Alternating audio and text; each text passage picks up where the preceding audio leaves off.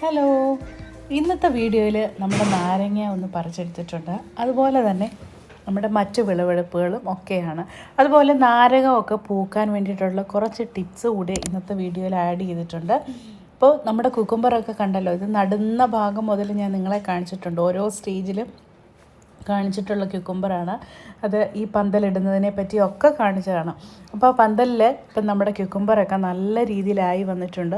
Cucumber എന്ന് പറഞ്ഞാൽ നല്ലൊരു ബെസ്റ്റ് വെജിറ്റബിളാണ് കേട്ടോ. ഇത് നമ്മൾ ഡയബറ്റീസുകാർക്കും അതുപോലെ നമ്മുടെ വെയിറ്റ് കുറയ്ക്കാൻ ആഗ്രഹിക്കുന്നവർക്കും, കാരണം ഇതിനകത്ത് 0 കാലറിയാണ്. ഒക്കെ നമ്മൾ കഴിച്ചു കഴിഞ്ഞാൽ നമ്മുടെ വയറിനൊരു ഫുൾനെസ് തോന്നുകയും ചെയ്യും. അതുപോലെ തന്നെ വെയിറ്റും കൂടത്തില്ല, ഡയബറ്റീസുകാർക്ക് ഷുഗർ കൂടത്തില്ല. അങ്ങനെ ഒരുപാട് ഗുണങ്ങളുള്ളൊരു ഫ്രൂട്ടാണ് ക്യുക്കുംബർ. പിന്നെ അടുത്തത് നമ്മുടെ പാവയ്ക്കയാണ്. പാവയ്ക്കായും നിറയെ കായ്ച്ചിട്ടുണ്ട്. ഇതിനൊക്കെ നമ്മൾ ഓർഗാനിക് വളങ്ങളാണ് ഇട്ടേക്കുന്നത് കേട്ടോ. നല്ല കൊമേഴ്ഷ്യലായിട്ടുള്ള NPK ഒന്നും ഞാൻ ചെയ്തിട്ടില്ല. നമ്മുടെ വീട്ടിൽ ഉണ്ടാക്കിയെടുക്കുന്ന കുറച്ച്, ഞാൻ കഴിഞ്ഞ വീഡിയോയിലൊക്കെ കാണിച്ചില്ല നമ്മൾ ഉണ്ടാക്കുന്ന വളങ്ങൾ, അതൊക്കെ മാത്രമാണ് ഇതിന് ഇട്ട് കൊടുത്തേക്കുന്നത്. പിന്നെ നമ്മൾ നാരങ്ങയ്ക്കെന്ന് പറഞ്ഞാൽ പ്രത്യേകിച്ച് കെയർ, ഈ റോസിൻ്റെ കാര്യം പറഞ്ഞ പോലെ തന്നെയാണ് നമ്മൾ നാരകത്തിൻ്റെ കാര്യം. നല്ല പോലെ വളം ഇട്ട് കൊടുക്കണം, എന്നാൽ മാത്രമേ നാരകം പൂക്കത്തുള്ളൂ. അതേപോലെ തന്നെ നാരകത്തിന് പല രീതിയിൽ നമുക്ക് വളർത്താം. സീഡ് ഇട്ട് നമുക്ക് കിളിപ്പിച്ചെടുക്കാൻ പറ്റും. പക്ഷേങ്കിൽ സീഡ് ഇട്ട് കിളിപ്പിച്ച് കഴിഞ്ഞാൽ ആ മദർ ചെടിയുടെ ആ ഒരു അതുപോലെ കായ്ക്കാൻ കുറച്ച് താമസിക്കും. അതാണ് സീഡ് ഇട്ട് കിളിപ്പിച്ച് കഴിഞ്ഞാലുള്ളൊരു കാര്യം. അതേപോലെ തന്നെ എപ്പോഴും നമ്മൾ നാരകം നടുമ്പോൾ ഗ്രാഫ്റ്റഡ് ചെടികൾ നമുക്ക് നഴ്സറികളിൽ നിന്ന് കിട്ടും. അത് നമ്മൾ നടുകയാണെങ്കിൽ ആ സെയിം വർഷം തന്നെ നമുക്കത് ഫലം തരുന്നതായിരിക്കും. അതാണ് ഏറ്റവും നല്ലൊരു. അപ്പം നടുമ്പോൾ നമ്മൾ ഗ്രാഫ്റ്റഡ് ചെടി നോക്കി നല്ലത് നോക്കി സെലക്ട് ചെയ്ത് വെക്കുക. അതാണ് ഏറ്റവും ബെസ്റ്റ് നാരകത്തിൻ്റെ കാര്യം.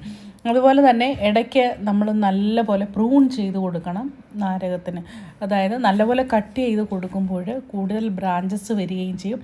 അതായത് നമ്മൾ ചെടിക്കൊരു ഷോക്ക് കൊടുക്കാമെന്ന് ചെറുതായിട്ടൊന്ന് കട്ട് ചെയ്ത് കൊടുത്തു കഴിഞ്ഞാൽ അത് പിന്നീട് നല്ല ബ്രാഞ്ചസോട് കൂടി വരും. ആ ബ്രാഞ്ച് വരുന്ന സമയത്ത് നമ്മൾ വളം ഇട്ട് കൊടുക്കണം. വളമെന്ന് പറയുമ്പോൾ ഇട്ട് കൊടുക്കേണ്ടത് മെയിനായിട്ടും നമ്മൾ റോക്ക് ഫോസ്ഫേറ്റ് ഒത്തിരി നല്ലതാണ്. അപ്പോൾ ഇതുണ്ടോ, വളരെ ചെറിയൊരു നാരകത്തിൻ്റെ ചെടിയാണ് ഇത്. ഞാൻ നല്ലപോലെ ഒന്ന് പ്രൂൺ ചെയ്ത് കൊടുക്കുക, നല്ലപോലെ കട്ട് ചെയ്ത് കൊടുക്കുക. കണ്ടോ, ഈ കട്ട് ചെയ്ത ഇതിൽ നിന്നും ചിലർ ഞാൻ കണ്ടിട്ടുണ്ട് സ്റ്റെം കട്ടിങ് എടുത്തും നമ്മൾ നാരകം കിളിപ്പിച്ചെടുക്കുന്നതായിട്ട് കണ്ടിട്ടുണ്ട്. അപ്പം ഞാൻ ഇതിൽ നിന്ന് കിളിക്കുമോ എന്നറിയാൻ വേണ്ടി ഒരു പരീക്ഷണാർത്ഥം ഇതുപോലെ ഒരു കമ്പെടുത്ത് അതിൻ്റെ ഇലകളൊക്കെ ഇങ്ങനെ ഒന്ന് മുറിച്ച് കളഞ്ഞിട്ട് നട്ട് വെക്കാൻ പോവുകയാണ്.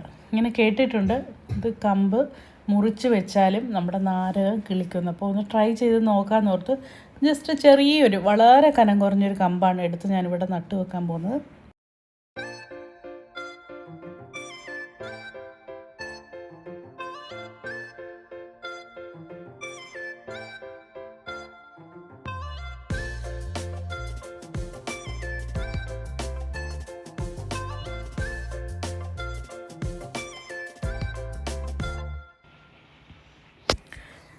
എന്നിട്ട് എക്സ്ട്രാ ബ്രാഞ്ചസ് എല്ലാം നല്ല രീതിയിൽ അങ്ങ് കട്ട് ചെയ്ത് കൊടുത്തതിന് ശേഷം ഒന്നുകിൽ നിങ്ങൾക്ക് നല്ല കമ്പോസ്റ്റ് ഉണ്ടെങ്കിൽ കമ്പോസ്റ്റ് വളങ്ങൾ, ചാണകപ്പൊടി നാച്ചുറലായിട്ട് ഇട്ട് കൊടുക്കുക.